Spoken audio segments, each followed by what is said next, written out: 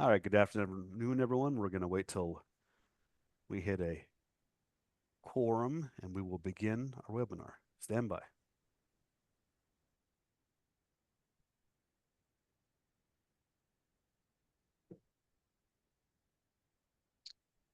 I'm flying in. They're flying in. They're flying in. Let's wait till we hit what we think is the right number so we don't leave people behind. That's good. That's good. We're Good good? All right. afternoon, everyone. Welcome to our November monthly webinar. This is going to be a fun one. This is how to hold a stock for the long run, right? We are in a comfortable rally. Things are looking strong. Which stocks do you want to hold on to? There's a small minority that have huge moves, and how do you know which ones those are? Well, good news, folks. Go ahead and Ford. Sorry, I'm We have changing two my name. experts to tell you. Scott St. Clair, he's our premium product group manager over a Market Surge, and Arnie Gutierrez, who is a premium product coach and IBD Live superstar. Good afternoon, gentlemen. How's it going? Good afternoon. Thanks, Jonathan. Let's walk through the agenda. How about the A disclaimer quick first? disclaimer, of course. All right, that was quick enough. That was quick enough. So, first of all, we're going to define what conviction is. How do you know what you're looking for specifically? Then we're going to talk about using moving average lines to hold. Now, Scott and Arnie are both different traders, which is why we asked them to join us. One's more short term, one's more long term, and they have different moving average lines they use as the right tool. So they'll each identify those. We'll walk through some current and historical examples, and then we'll end with how do you find these next stocks, right? There are some that are moving now. We'll build a live screen with Market Search to show you how to do it, and we'll give you 3 or 4 names that we believe are could be the stocks of the future. So let's begin with Arnie. What is conviction? Thank you, Jonathan, for the intro and all that good stuff you said. All right, conviction from a trader investor standpoint is the ability to hold a stock with courage and unwavering resolution. Courage, you guys. If we don't have that conviction, we are not going to manage that stock correctly. That is one of the foundations of any investor slash trader. It's one of the things I've had to learn to develop over time, over the 19 plus years I've been trading. And kind of like one of the quotes that really stands out when I really think about it, that it's been standing for the last 15 years, is from Peter Lynch. Know what you own and know why you own it. Okay. Understand the why. That's what we're looking to do. If we understand the why, everything else should fall into place. But however, I want to make sure we understand this. It's not only the challenge of looking at the chart and understanding the story, but managing our emotions as well. Let's go to the next slide, Scott. Actually, I never have a question this early, but this is a great one. Lewis popped on. I was a buy and hold for the long run until I lost 50% of my portfolio. Why is now different? Can you explain the difference between being a buy and hold investor and having conviction? Being a buy and hold investor, the difference between buy hold investor. I'm sorry, John, say that Yeah, again. being someone who just buys and holds on versus someone who has conviction and the So difference between them. absolutely. So when you have a stock, there's a reason why you bought that stock. Okay. You just don't buy a stock. We just don't plunge in, just keep buying stocks. At least is the way I invest. That's my personality. Now, Scott may have a different personality, right? Now, the story, the why is what's going to keep me in, but I'm also going to be using technical indicators to hold a stock, right? Now, we may have a stock that goes up 20%, 40%. We may want to take profits, but if you have that conviction, you think it's going to be one of these, what they like to say, a 10 bagger or a home run type of stock or a game changing stock or a super stock, you're going to want to hold on to that stock, right? And give it some more room. When you have a 50% cushion, stand back and give it some room, okay? Because what we're going to do and what you're going to notice is if you go back and do your post analysis, every year you should be doing your post analysis, you're going to tell yourself, why did I sell a stock? Okay. And how I started using more of a long-term, weekly, monthly, as I get into the presentation, I started doing a post analysis 2 or 3 years ago, and there's some stocks I had that I cannot believe I got rid of, and it gets to me. So I did develop some trading rules. I wrote them down, and I do use the longer term with those stocks that are changing the way we do things, which I'm going to talk about, to hold on to. And I will be using a 10-week moving average as well as a 10-month moving average as well. I'm hoping that answered the question Sorry there. to derail you so early. Go ahead. Thank you. That was good. All right. Okay, so Sorry, Arnie. Develop conviction. okay, so developing conviction, we're going to analyze ourselves. And one of the things I've heard Bill say, Bill O'Neill, most amazing person I know when it comes to the market, is the question, the fundamental question is this: is the company changing the way we work, live, and play? You have to always ask yourself this basic question. It is the starting question to any type of analyzation of a stock. Okay. When I pull up a stock, I'm doing my research and run my screen. I need to know, what are they doing? They dumb it down for me. What is it? What is the why? Okay. And once you figure that out, conviction starts telling, oh, wait a minute. Okay, this makes sense. EV or nuclear energy. I can see this possibly being happening. Right. So we start there. It's kind of like a thesis in play. Right. Does the company have a large potential customer base? An ex colleague of mine, I believe he's still at William O'Neill. Uh, he uses the TAM, total addressable market. How big is this market? How big can we go with this? Um, can the company address a very large geographical market? Can it cross cultural borders? Okay, that's a big question. All right, and it does that. We have something there. All right, and also, is there a high risk of the company product being obsolete? Oh, Jack, is this a fad? I guess that's a better way to say. Is this what we're going through, a fad? Something that's going to lose interest in a couple of years, in a year, less than a year, and so forth, right? Because again, some of these stocks that we're going to be going over, we were talking about them 10 years ago. We knew the power behind that. There were, I guess, and over time, we started using different words. They were coming in as being called disruptors in their field, right? They would come in, provide a better service, much more efficient service in a very timely manner. So again, these are some of the questions I ask myself when I'm looking at a stock, whenever I'm doing my research. And I'm not just going to buy a stock just to buy a stock. I mean, buying is fun, right? But you have to ask yourself some real basic fundamental questions on the landscape of the company, on the business model of the company as well. All right. So, kind of pivoting off of what Arnie just said, here is a great historical, perfect example of Bill O'Neill, the founder of Investors Business Daily, and his conviction. So here was a stock, a company that he was a broker at Hayden Stone at the time, and one of his colleagues alerted him to this company called Syntex. Were they changing the way we work, live, or play? Well, they had invented the pill, the birth control pill. And so that was like, wow, what's the market for that across the entire, America and probably the world. And then he also incorporated the technicals. So you have conviction, but in his world, that you need the market to kind of agree with you. So you can have conviction on Peloton or something, but if it's not going up, if it's going down every week, every month, or every day, well, you have to kind of decide, maybe my timing is off. I'll wait and pick a better time. So the technicals are here. He's buying the stock out of the space. And, we won't talk about it too much here, but how about the earnings growth? Look at that earnings line that's on this historical chart. It's just guiding straight up. That's stacking quarter after quarter of big earnings. That's another tool that Bill would use to develop that conviction. So as the stock broke out, rather than take 20% in it, he used a precedent from a previous stock called Rollins, and he also used a previous trade where he'd gotten shaken out of a stock a little bit too early. So he used that to help guide him to stay with it. And he was able to ride this to a huge win. And this is in the early 60s. And at the time, he used the proceeds from this trade to buy a seat on the New York Stock Exchange. And for the longest time, I think the record has been broken, but for the longest time, he was the youngest to have ever bought a seat on the New York Stock Exchange. So it's not easy, but it can be done. And not every trade is going to be a big winner. You might have to try and try and try again. But if you lose a little, and then hit a home run with the next Syntex, that will more than overwhelm those small losses that you have along the way.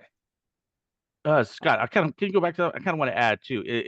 And one of the things that when we're looking at the technicals as well and how it's moving, the personality of stock, how it's hugging that the red line, which is the 10-week moving average line, which is the technical indicator that we're using here. He's not predicting, he's interpreting at the price action and the volume action as well. So he doesn't know how far this is going to go.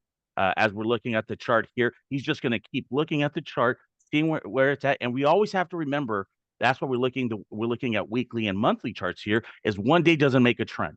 Okay. You always have to ask yourself, one day does not make a trend. We don't predict, and we keep interpreting as long as it's staying within the technical aspect of the run up. All right. So here are some examples that a lot of you, some of you might have, if not traded, have invested in, held very well. Netflix. Right. This is a monthly chart of Netflix. So it started around $4 or $5, split adjusted. It's now 800. Now, along the way, there's been some nasty pullbacks. We had the 2000 great financial crisis, 2008, 2009. You can see that would have been very difficult to own through. And so to the previous question that Jonathan addressed, we'll give you some rules to help you sidestep, not all of it. You're not going to buy at the low and sell at the high, but to protect yourself with the plan on okay, how do I get back in if I still like that name? And then in the 2021, 22, pretty nasty bear market there as well. Apple, changing the way we work, live, and play. If you don't have one of these, you have one of the other ones. There's like two players. So what's the total addressable market for that? It's like everyone who's 13 years old or older. And so huge total addressable market, big, obvious winner. Maybe a potential newer name, right? Maybe Palantir is changing the way the government does business. I don't know. Maybe you know that, and this is a name that you're in. And so if you bought this coming out of a base in the last handful of weeks to months, you've got that big cushion, and then you can, ride that using the 10-week line, which I'll talk about, or the 10-month line, which if you want to really try to stretch your holding period, that's something Arnie will talk about right behind the 10-week line. So most of you probably know this is a market surge chart. This is our premium product. This is our highest end research tool, and Market Surge is sponsoring this webinar. And so we have an offer for you if interested. Market Surge normally $150 a month. It's 4 weeks for $30. Give you a chance to try it, hopefully. And we're going to give you some tools at the end, like a screen, to try to find ideas like this. So that you can use with this market surge trial. So 4 weeks, $29.95, investors.com/webinar offer, or the 800 number. We'll revisit this slide later on in the presentation. All right, so let's get into the technical indicators, Arnie. I think I'll go first. I'll talk about the 10-week line. So a lot of this is style. There's a famous stock market saying, I'll attribute it to Linda Bradford Rajke. I don't know if she first said it, but I feel like I heard her say it. She was featured in the Market Wizards books. And if you don't know what she would say, or what the quote I'm going to give to you is, if you don't know who you are, the stock market is an expensive place to find out. So it sounds great in theory to ride a Netflix from 4 to 800, or an Apple from $1 to 400, or whatever the number might be. But along the way, there's going to be some huge corrections. And if you're not able to handle those corrections, you're going to react in like the weakest moment. Unfortunately, the market will find your weakest moment and force you out of those names at the most inopportune time. So you have to kind of know yourself. I'm not good at holding those down moves. So I need a more shorter term indicator to help me hold them. Arnie might be psychologically built where he's a little bit more patient, and he can use the 10-month line. So everybody is different. Find what's right for you. We want to give you two of them. There are obviously other tools out there, but these are the two that we will highlight today. So the 10-week simple moving average is just the red line on our chart, and it's the average of the price action each week. Historically, what we've found with big winners is they tend to hold that line. They can get near it, They can stop in their uptrend. They might stop just above it. They might even break down below it and come back. But in general, they follow that 10-week moving average. And the slope of that line gives you kind of a good idea on the leadership of your stock. Ideally, you want a stock that's trending up, like Palantir I just recently showed, and that 10-week line should be following the stock the whole way up. You can use this in reverse. So how do you avoid, every 50% correction in the stock market started out as a 10% correction, right? But not every 10% correction is going to be a 50% one. That's the hard part. So there will be some kind of false signals. But if you use the 10-week line, you have a plan to get out. So you can use this 10-week line as your sell signal. Ideally, you want to wait for the stock to close below that line. And ideally, when I say ideally, I mean from following this signal. It won't be ideal for you because it'll feel bad that stock is finally topped potentially, but you also want to see above average volume on that red bar on that break. Examples. So this is Palo Alto Networks, broke out in 2014-ish. You had two potential breakouts. You had this kind of cup and or double bottom that it broke out, and then it built a flat base along the way. So there was two chances around 65 and then around 80. They were one of the leaders, if not the leader in cybersecurity at the time. They had big earnings and sales. I was in this stock. This is why I like to bring up examples, real world examples. And you can see how it broke below the red line that very first time, but it actually closed above it on the week. So on Monday or Tuesday of that week, it might have been below the line, but by the end of the week, it closed above it. And it's you can see the volume bar. It's a little bit difficult, but the volume was actually higher than the last previous weeks. So the stock got support. That was what turned out to be a shakeout. This is why it's key to kind of wait the week out if you can. Holds the line near 120, holds the line near 140, runs all the way to 200 before it finally breaks. You can see the pickup in volume week over week, and the stock actually closes below the line, and it's around 175, 180. And so this is the hard part, right? Because psychologically, Yeah. you're going to say, well, why didn't I sell it at 200? Forget about it. You're not going to get the high. But if you bought it at 65 or if you bought it at 80 and you're selling it at 175, that's a tremendous trade. You did very, very well in that name. And this stock went on to build a really long base and spend a lot of time going down and sideways. So that capital was better served in the next name that you would find. Scott, I want to highlight something that you mentioned that it's very important. That's one of the things I adopted over the years is I now wait. If a stock's, first of all, my mantra is a weekly's first always. And then I look at the daily for timing my buy. And then I look at the monthly kind of to give me a big macro perspective where this is trending, right? But what you said was really important is you waited to the end of the week.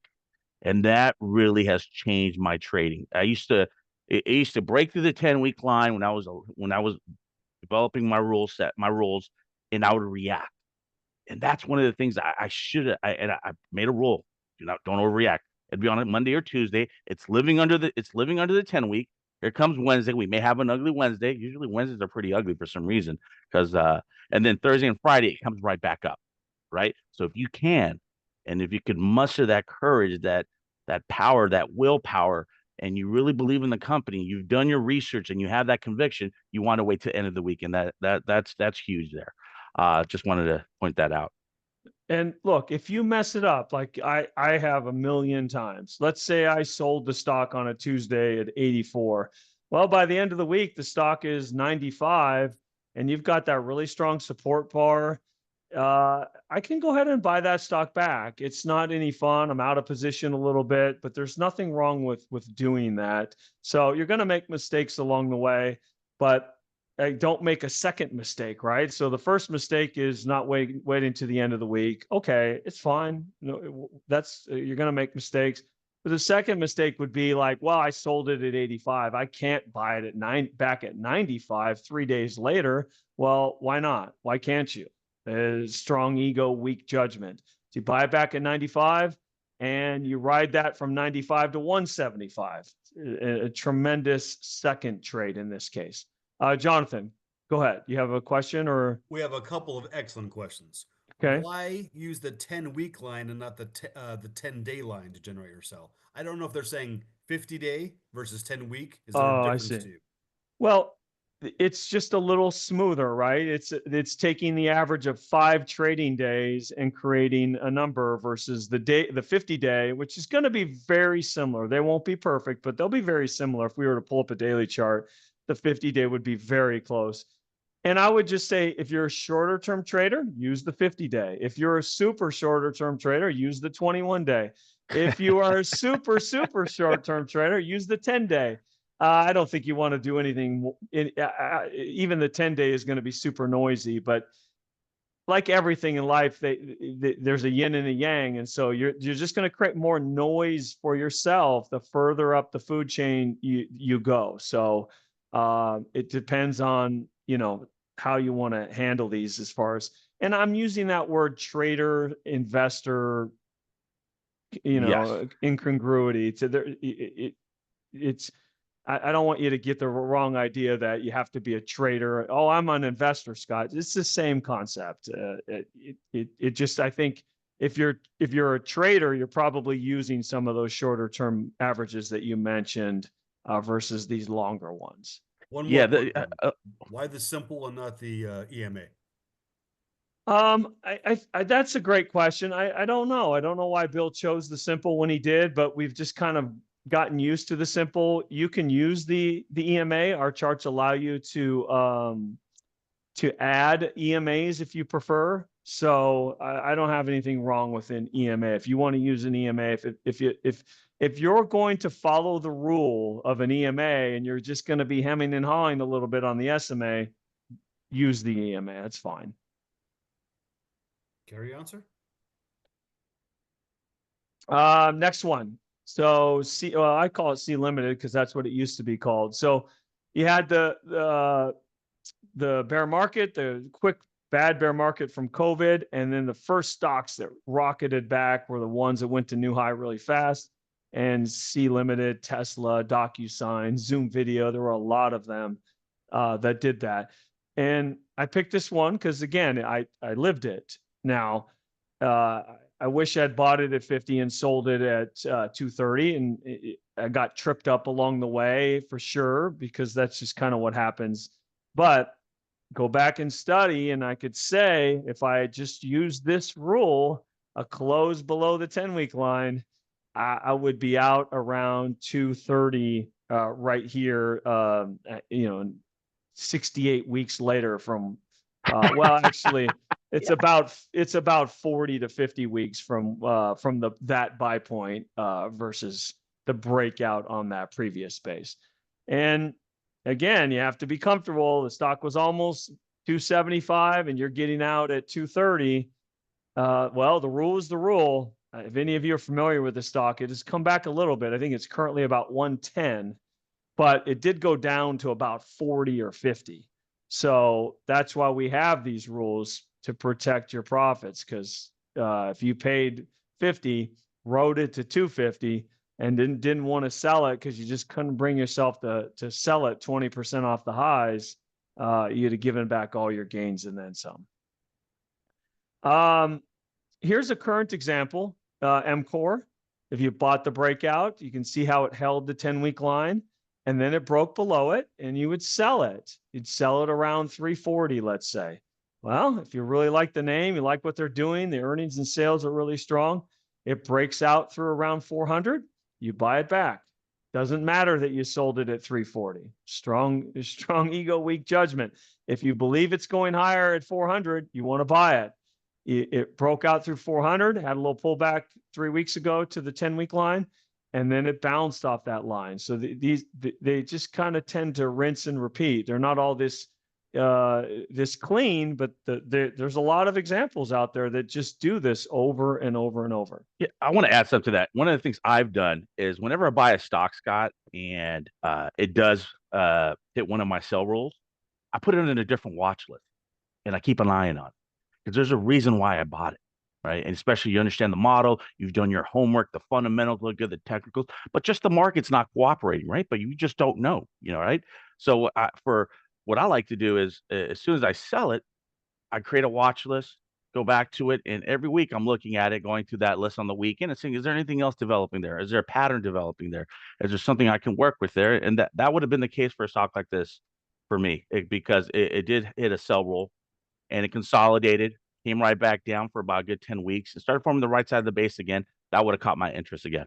Yeah. So Perfect. Or put an alert on the stock, or do both. If you sell it at 340, put an alert on it. What was the high? 400? I'm out at 340. I might put an alert on it and say like 385, just in case.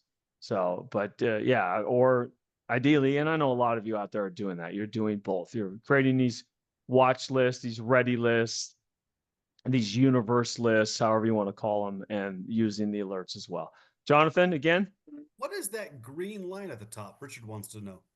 So the green line on this weekly chart is the earnings line. So that's well, it's sort of a new feature. It's relatively new to the upgrade from Market Smith to Market Surge. And that's just a plot. Remember the syntax chart that we showed where I was talked about that earnings line, which helped give Bill that conviction in the name. This is that same thing across the chart. You can see how as the earnings were very good. This company's very steady, just kind of chugging along, and then they kind of turned up. They got a little bit of a change, like what we would call an acceleration, and it's not a coincidence that that acceleration in the earnings kind of occurred at the same time where the stock started to really move. So it went from 120-ish, 140-ish to around 500, because stocks are going to kind of, in the long run, the really long run, they're going to follow those earnings. Another one, Jonathan, or? Carry on, sir. All right. Thank you. I appreciate that. Okay. Last but not least for me, another name, VST. So if you bought it coming out of that base, it comes down to that 10-week line. It held that line, ran up, and then it broke that line. And if you're going to use that rule to hold it, I think you want to use the rule to sell it. So you'd be out of VST around 80. And it turned out to be a shakeout. It did go as low as 60, but then the stock jumped back up, and you just get yourself back in, like what Arnie said about building that list. And now you're out at 80 and you're back in at, say, 100. Okay, well, that's no fun, but it's a brand new trade, and you're in at 100, and now it's 140. So the problem is, if you don't get yourself out at 80, I can tell you from experience, you might puke yourself out at 60. And then if you do it at 60, if you puke it up at 60, you're really not going to want to buy it back at 100, right? So you just live with the fact that you're not going to get the high. You're going to get out. You're going to get shaken out of some good names, but the rule is the rule. And then boom, you have a system to get yourself back in if you really like the name. If what's happened here is nothing's really changed with their business. Maybe the market changed for a week, a month, a year. That can happen, but you really still like the business. You can revisit the name. And ideally, and as hard as it is to stomach, I'll tell you, you really want to revisit it at a higher price. It's actually a better signal that you're buying the stock back at a higher price. Imagine C Limited. If I fell in love with it and sold it at 250, and then it went back down to 200, and I buy it because I love the name, and now it's 150. Well, I buy more because I really love the name now, and now it's 100. And then, boy, I better really love it if at 100. And you see how you can get yourself in trouble with that kind of process. All right, Arnie, it's up to you. Yeah, absolutely. The monthly one now. So again, one of the things what I love about Scott, he knows his personality extremely well. He knows his risk tolerance. That's something that we all have to discover. Okay, and everyone has a different time frame. Whether we're traders, investors, we're all here to try to make money in the stock market, right? I'm a big believer in that. Like I mentioned earlier, the 10-week moving average. It's something. I mean, I'm sorry, the weekly chart. Something I follow when I'm looking at my charts first. Weeklies first is my mantra. Weeklies first. Again, I use the daily and I use the 10-month simple moving average as a way of getting a long-term, where can this go kind of thing, kind of where, how far can this stock go, right? Um, and historically, I've been going back looking at a lot of these model book stocks, and I realize a lot of them, even current ones we have, they are following the 10-month moving average, which I've noticed, right? And then this is especially for those that don't want to have to deal with day-to-day fluctuations. One of the things that I realized early on in my investing trading careers, I was over trading. I would overtrade. I would react to everything. Okay, so I gave myself a seat back. I took a seat back. It gave a macro longer perspective, which is tough to do, especially when the market's coming down, especially when we get a normal correction, a 5 to 10% pullback, right? So again, you always have to have that in the back of your mind. Go to the next slide, please, Scott. Okay, so a lot of times, like I was saying, I was overreacting, I was over trading. It reduces false signals. But again, it's very difficult. You have to have a trade. You have to really write it down, look at the charts, and understand why you're in that stock. Why do you have that conviction? And then you're not gonna, and it's gonna decrease the ability for over trading. Okay, I want to actually go into straight. I want to go into sample now. Example, excuse me. Okay. So we're using the 10-month moving average, and you want to see active support very similar to Scott's examples of the 10-week moving average. All right. And another thing is you want it to be staying above it. All right. The minute that it starts trading below it, there's a high probability. Again, I'm using the high probability that it may be going even further down if it breaks through it. Now it's going to be hard to gauge the volume on the monthly chart. So you got to see how it trades around it, more on the price action of it. Okay, so definitely it's a great place to have a stop loss if you believe in this company, especially for those that have a big cushion. If you have a 40, 50, 60, 70% cushion, you've earned the right to hold this stock. This may be a big stock, right? You may have a stock that could possibly give you 150%, 200% return in a month, in a year and a half, right? So that's why I came up with it. I didn't come up with it. I used the 10-month SMA as a way of keeping me in a stock longer without having to really, I mean, you can't trade around the positions, but just to really hold the full position if possible. But that is still very difficult to do. Yeah, that's what I use there. Let me see the examples. Got. So I'm using the video. Look in the video, you guys. You can see it there. That's that green line there. It's for months. Every bar is a month. Okay, as we're going through this, and it's finding support. And you can see from like 2015 to around 2018, it hugged the 10-month moving average. Then it broke through that, right? High correlation, high probability. If it broke through that, uh, you're looking at a pullback, possible bear market correction. We don't know, right? But when it's happening, it's living under the 10-month. And for those of you that want to get out of that stock, you may want to get out of the stock right then and there. But that's a perfect example is when it breaks through the 10-month line, it's going to break the 10-month moving average. It's going to live under there, and it lived under there for almost a year, right? Then it retakes the 10-month. And remember, we're looking at a stock that we've been talking about for the last 8-9 years. Artificial intelligence. We know this is a stock that was going to change the way we do things, change the way we live. Look at how it hugs the 10-month line, making another run up. 2019, 2020, 2021, 2022. You see that there. And then what happens? It breaks the 10-month and lives under the 10-month for 1, 2, 3, 4, 5, 6, 7, 8, 9 months. Okay. 8, 9 months. We may have this been a bit of correction, bear market. You have that there. And then again, we get back into it. What happens? With the interest rates during that time were increased. Now we're starting to get a move in again. And we're starting to see what this can do. But we could have got in a little earlier back in 2000 or late 2022 because Nvidia started trading above the 10-month moving average. Okay. So looking at this, again, this is a big picture. This is more of an investment approach. We're using the 10-month moving average as a way of holding these big winners. I read somewhere in IBD with Bill O'Neill's pick and save stock. He held it for 7.5 years. He held that stock, but he traded around his core position I don't know the exact number, and he probably touched it about 200 times in 7.5 years, but he kept his core position, his average cost. Uh, uh, uh, he made sure he was always looking at his average cost.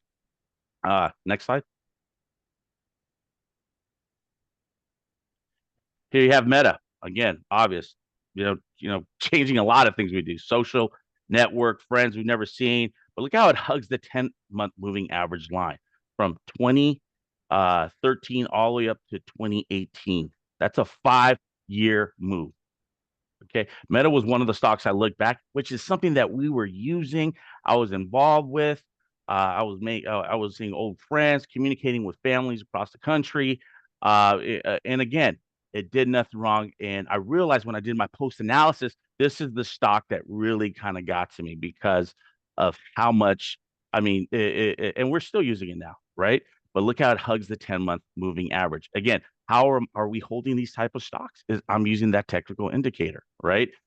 Tough to do, you guys. I'm not gonna say holding a stock and using it's very difficult to do, especially when you're in a pullback and a correction. But you have to have that conviction. That's why when we first start off with the very first slide is have conviction, know the why.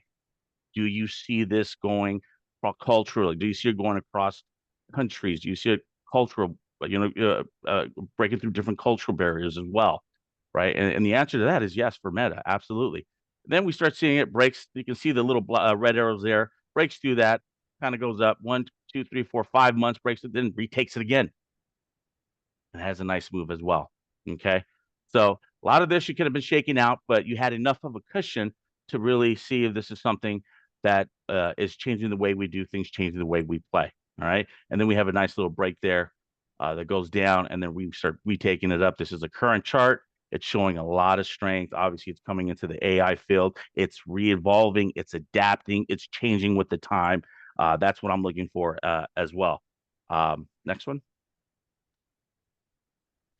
And then we have Tesla. Tesla, you got EV, right? You got the EV play. Dealerships over, right? You got Tesla doing this now. You got car gurus are starting to get into it, but not direct from the manufacturer. But again, they're making EV a lot more. They made electric vehicles sexy, popular. It's happening, right? They're in the main. Can they produce in the masses? They did, and you see it in the chart, you guys. How he just starts hugging the 10-week. Now this was a little choppy. I'm not gonna lie, right?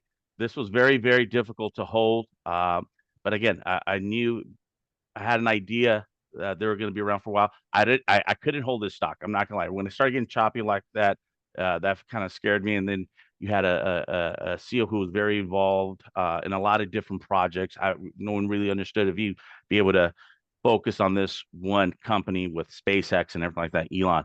But again, as you can see that right run up though, 1, 2, 3, 4, 5, you're looking at about 2 years of it hugging the 10-month moving average line. That was a nice way uptrend price action, and then it starts breaking through that at the end. Now it's retaking as we speak that 10-month.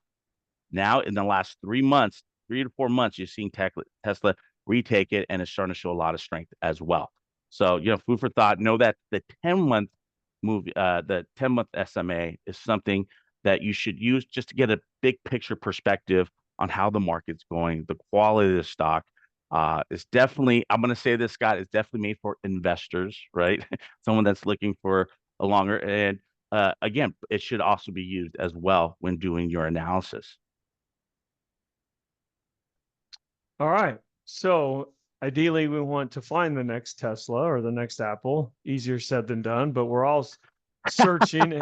Every Sunday, I spend hours looking for them, and maybe one day we'll stumble upon it. So let's delve into one of the screens that you created, Arnie. Yeah, It's a very tight screen. It's not very going to tight. give you a lot of names, but the quality of the names are going to be really strong. And we're going to show people how to build this in market search. Since we're doing more of a long-term kind of thing, and we're going to build this now, the reason why is I need this stocks to prove to me you are a game-changing stock. Your numbers have to come in strong. This, again, we're looking for long-term holds here, long-term leaders. You're going to realize there's only 7, 8 names, depends on the market, right?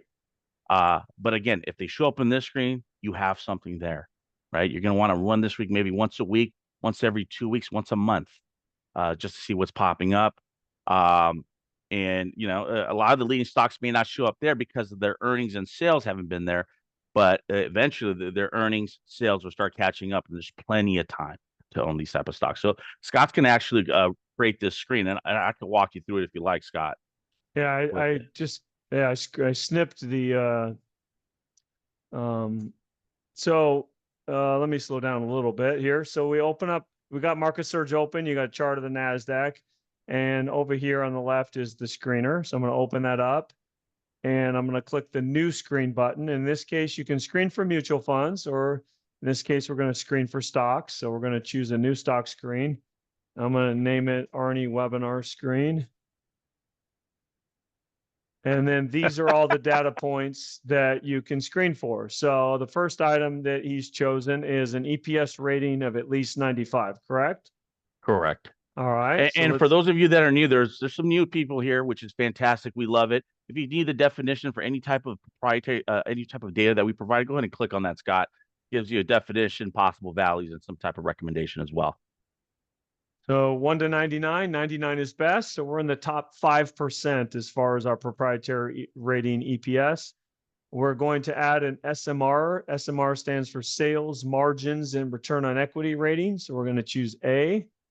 And as I'm building the screen, it's being saved and actually running automatically. You can see the results are starting to dump down below here.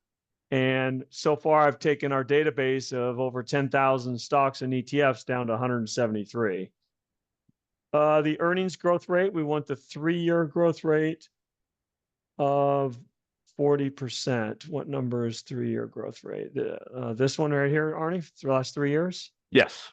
All right. So let's choose a minimum of 40. I don't need to put in the max. The more, the merrier, but I do want a minimum of 40. So now we're down to 57 names.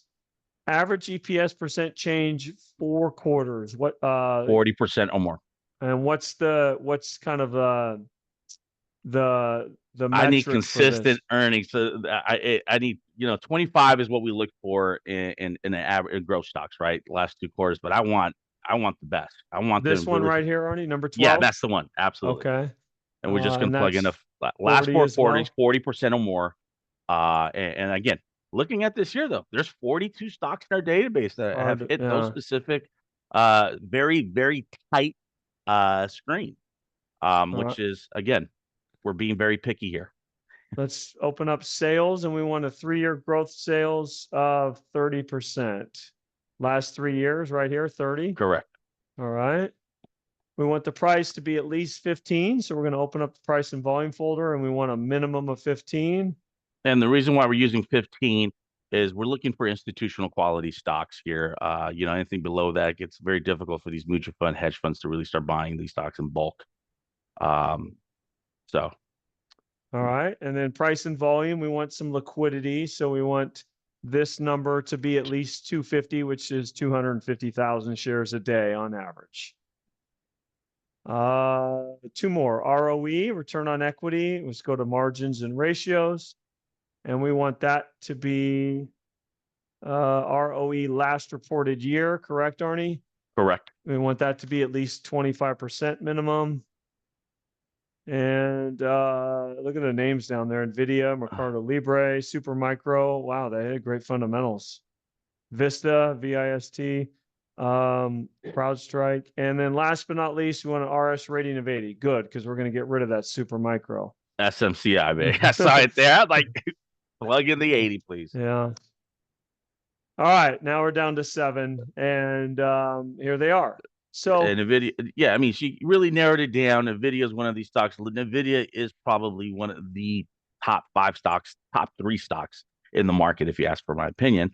So yeah, it's a solid list. So let's pull up yeah, go ahead, Scott. Shift 4 is a newer name that they just announced earnings today. Up 27%. Okay. So you go to the weekly chart of this one. Went public 5-6 years ago. Just came out of the space. So and as you build this screen, if you want more names, you can just say, let's say I want an EPS rating of at least 85. You could reduce that filter if you wanted.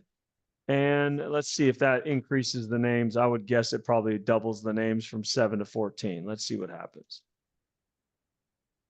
Mm-mm. Nothing, huh? No, Wow. it's a Yeah. strong string, but Well, all right. but we can So, change this the database, Scott. That's what wh- one of the things I like doing with this as well. Let's just say we wanted to change to maybe a list that you're following or a list that you got from a friend. You can click on that link there, and then maybe go to a specific report. Let's just use the grow. What do you think, Scott? Grow let's 250. use Mark Minervini's I don't. 5-month wide. So Yeah, that's a good one. we're gonna use one of Mark Minervini's lists, the 5-month wide list. I think that's the biggest list of possibilities. So instead of the entire database, like Arnie was saying, of 10,000 stocks, we're going to search this specific report that Mark Minervini helped us create, called 5 months wide, which is currently 1,258 stocks. And so there are only 3: Comfort, Nvidia, and Vista Energy. And so you can see kind of how our screener works, Eh, and you can have as many screens as you want. And I've got all these kind of action. Some of them are testing screens. I'm trying to debug the thing or whatever. But some of these are screens that I use, on the weekends, on Sundays. And what I want to mention as well, there's a couple things I like doing, Scott. Let's just pull up a video, for example, since it's been showing up on multiple screens as well. Um, for those of you that are new and haven't really seen market surge, here's the beauty behind it.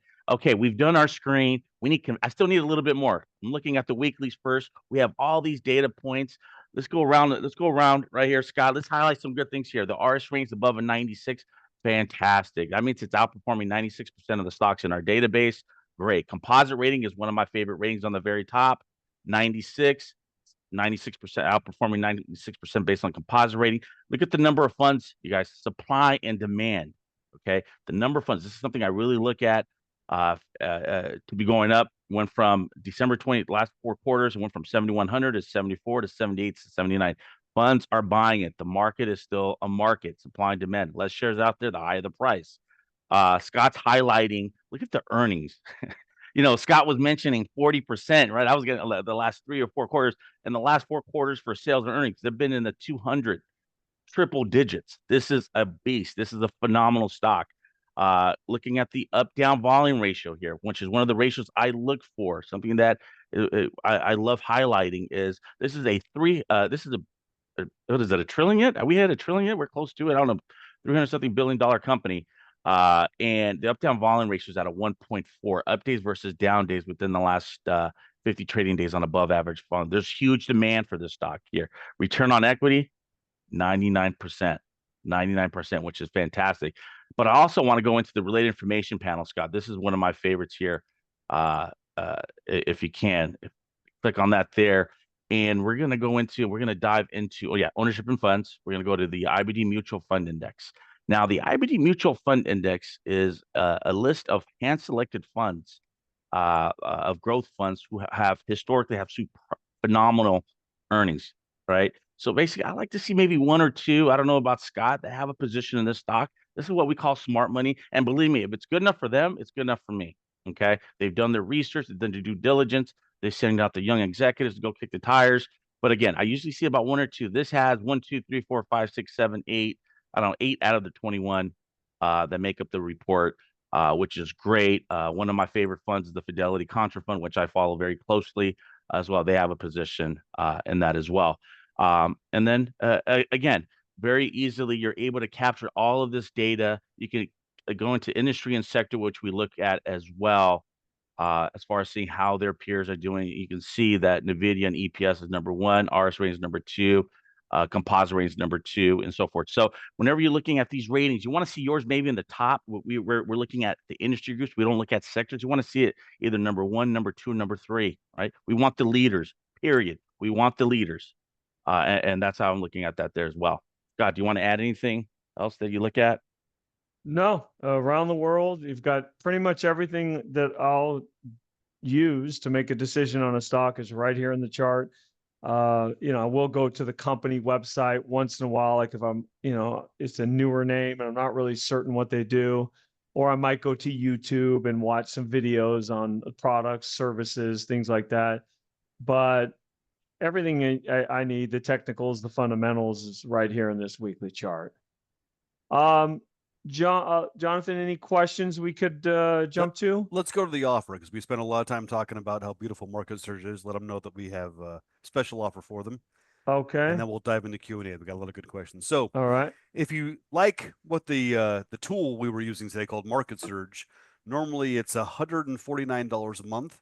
We're giving you to members of this particular webinar 4 weeks for $30, $29.95. So, if you have any interest at all in what you've seen and want to learn more about it, go ahead, take advantage of this offer, and then schedule some time with a product coach. Arnie is a product coach. Scott, well, used to be a product coach for many years.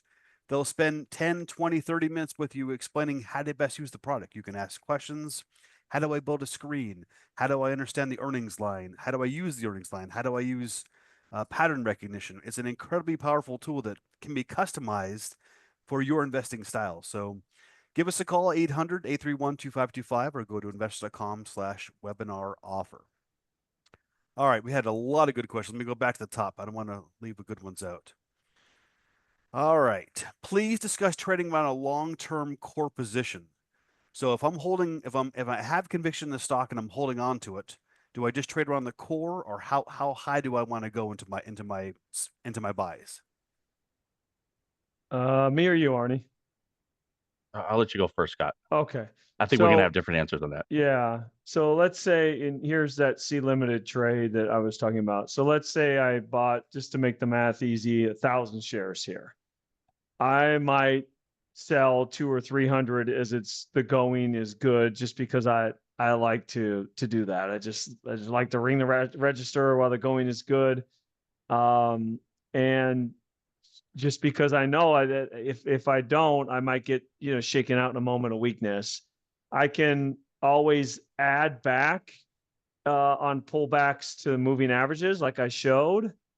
It doesn't mean it has to be lower. I'm not selling it at 100 with the idea that I have to buy it at 90.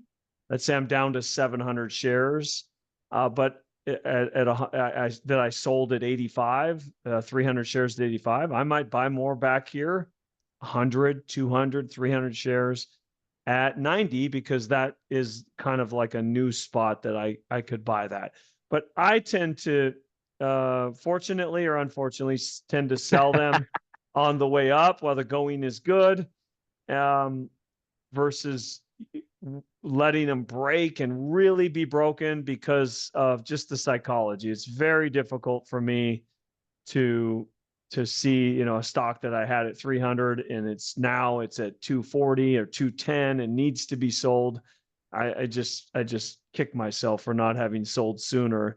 So I sell on the way up, usually piecemeal, with the idea that I'm not going to get the top. And you know what? It's a nice psychological balance that I have, that I actually hope it's a bad sell. It frees me up psychologically. If I have 1,000 shares at 50 and I sell 300 at 85, I truly want that to be a bad sell, like the most terrible sell ever. Why? Because I still have 700 shares, right? And most people have a hard time with that. They just so desperately want to have. You'll never have enough of the winners, and you'll always have too much of the losers. So I you have a just lot kind of of have questions to get to, Scott. Get used to that. All right, This next. is Brian. I've been using Market Surge for a few weeks now, and I love the product. Thank you, Brian. I have already made several trades using the pattern recognition feature. Can you share your thoughts on the profit range that shows on the chart versus holding a big winner? Love this question. So when it hits that, well, explain the profit range, Arnie, and then say, Yeah, let's pull up when one would with you there. not That's a good use one it? right there, Scott. Absolutely. So You what want the weekly so you can see the weeklies first, Scott? or That's fine. this one. Let's talk about it. Yeah, It's fine. okay. Well, let's talk about that. So we have a stock here. The beauty behind our algorithm, the identify. You get little for those of you that are new, for especially for this individual that's been with us for a couple of weeks. If all 7,500 stocks in our database had a pattern, it'd be mapped out for you automatically. Okay, so automatic. I struggle identifying patterns. I was, for some reason, I just couldn't connect it. I couldn't connect the dots. I just couldn't see it. And when we hired a team of mathematicians about 15 years ago to come in, create this program, I was so happy. I was elated because everyone's like, "You don't see that couple?" I was like, "No, I don't see it. You don't see that double? I don't see it." Right? So fantastic. We have this. Think of pattern recognition as a nice way of saying price consolidation, right? You get a stock that breaks out. You got these shaded areas here. Okay. Now, if you place your cursor inside the patterns, Scott, go ahead and do me that favor real quick. You get the related information box there. It gives you the name of the pattern, the stage, the pivot, which is another way of saying buy price. Pivot just means a redirection of price trend. We possibly should think about it. Pivot, buy price, same thing, length and depth. Okay, so we're doing the calculations for it. No longer do you have to buy it. Sweet spot. Okay, we buy when it hits high, right? So 0 to 5%, that little blue spot shaded area there, that is the sweet spot. We like developing our core position in that little sweet spot. Usually you want to go, if we're pyramiding in, meaning we're buying 50%, then we're using 30% of our funds, and then we're using 20%. You probably do it within 0 to 7% from that range there. But then you have the profit area, right? Why did we come up with this profit area? And I always ask myself, why the profit area, right? Historically, high probability. We're going back. Bill, our founder, Mr. O'Neill, went back, studied the market, and realized they kept forming consolidations and bases there. Okay, that's what we're looking at there. There's a correlation, and it sometimes was tough for a lot of investors and traders to hold through another base. Some of these bases could be a year long, or you're going to be like, oh, I should have sold it, right? So you can never go wrong taking profits. We're not saying close your position though. I want to be clear, and as I've coached thousands of investors and traders and on market surge. And one thing I really emphasize is we're just saying take some profit. You can never go broke losing, taking profit. And psychologically, you're winning. You're winning. So absolutely, that's high probability there. That's the profit area there. Thank you for that question. That was a great question. 20 to 25% from this pivot. If you're wrong, here's your pink zone. That's where you cut your loss, down 5 to 8%. Jonathan, next question. If a stock had a failed breakout, does it break your conviction in the stock? Yes. Or does it lower your conviction?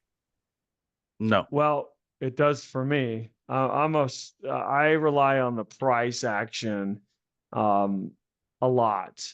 I think for me anyways, I think you want to have conviction and courage to hold when you have a profit. You've earned the right to keep it. If you are not in a profit, then I think you have to say, maybe the market knows something that I don't at this very moment. That could change 6 months from now, and now the moons are aligned for you. But I don't know. I think you want to rely a little bit more heavily on what the market is telling you. Go ahead, Arnie. I'm going to give myself there's a reason why I bought that stock. I just don't buy stocks just because I want to buy a stock. Okay, that's one of the things I used to like buying stock because it felt great. Everybody loves buying stock. But here's a good example, perfect example. I cringe when I see it because it does nothing wrong.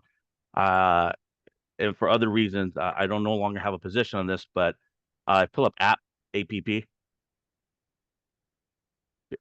And if you zoom in, this is it broke out and it pulls back all the way to the 10-week line. The 10-week line, you can see it there after it broke out. That 1 week right here, Scott, way down here. No, way down here at let me see. Pull up the daily chart. Sorry, I'm not seeing that. Yeah, I can't see. I apologize. So 8250 right there. The pullback there, right? So it broke out here and then had a little pullback. Look at what it did after it pulled back to the 50-day moving average line, or possibly the 10-week. It had a nice run up. So I held on to that stock. It stayed above it. I liked the story behind it. I had conviction with it. And it hugged that moving average line that you see there as well. I believe Scott is using that green line at 10-day moving average. But this was very, very strong price action. There's a lot of conviction. And when you thought they couldn't go up even higher, it went up even more after earnings. I mean, at one point, Scott and I were just talking about it. He had mentioned something on a Slack channel saying that this is unbelievable. It's up like to 40% in earnings, right? So again, that's a strong gap up. Price is king, complemented with volume. Very good. All right, we've hit 2 o'clock. Let's go back to the offer. If you like what you saw or you want to know more about it, give us a call, 800-831-2525, or visit investors.com/offer. webinar offer. And if you do take the trial, be sure to ask for that coaching call. It's free and it's going to make a big difference. A lot of you have also asked if this will be archived. Absolutely. Everything you saw today will be archived and emailed out within 24 to 48 hours. So thank you, Arnie. Thank you, Scott, for sharing your Thank you, views. guys. Sometimes Thank you. differencing, which is great because people are different type of investors. So I really enjoyed it. And happy trading, everyone.